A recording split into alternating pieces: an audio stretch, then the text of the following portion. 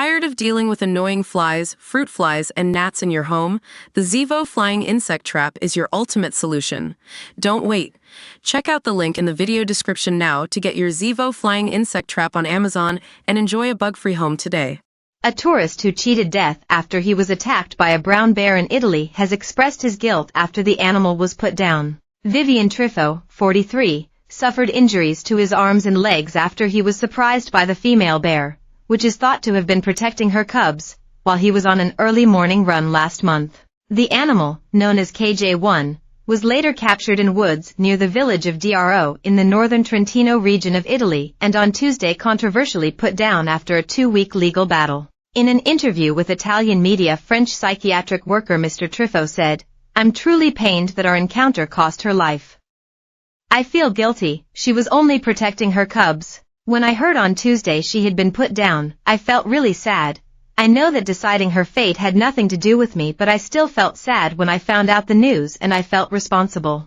I had the feeling the bear was protecting her cubs, but on the other hand I know that an attack of this sort could have had tragic consequences for me or for anyone else, but I knew how to react." Mr. Trifo, who was on holiday with his family and spent several days in hospital following the July 16 attack before being discharged, added, "I am saddened that it's ended this way. I have a strong sense of responsibility." The decision to put down KJ1 was signed off by Trentino Governor Maurizio Fugatti, and it comes a year after a jogger was attacked and killed by a brown bear in the same mountainous region of northern Italy. However, the culling of the bear was condemned by politicians, conservationists and animal rights groups, with many expressing fears on how KJ1's cubs would fend for themselves in the wild.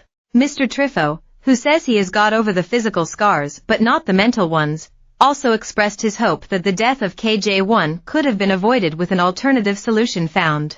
He said, "I would have hoped that compromises could be found that would guarantee the safety of people, without putting the preservation of biodiversity at risk.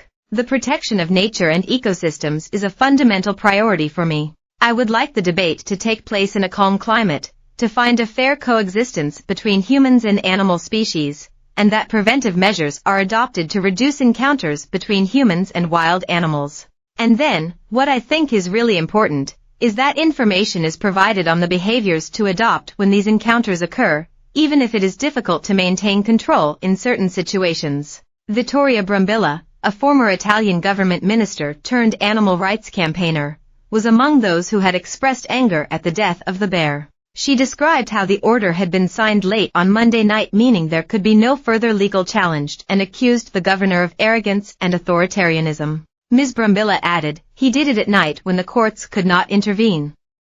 He signed the order at 9:35 p.m., decreeing the bear must die, no ifs and no buts. Instead of dispatching rangers to close hiking trails and dissuade walkers from the area, he sent them to kill a 22-year-old bear which for 2/3 of its life had done nothing to cause any trouble and which was simply defending its cubs." In a Facebook post, Mr. Fugatti said the bear had to die because it had become dangerous to humans and added there had been an urgent need to remove it from the wild as soon as possible.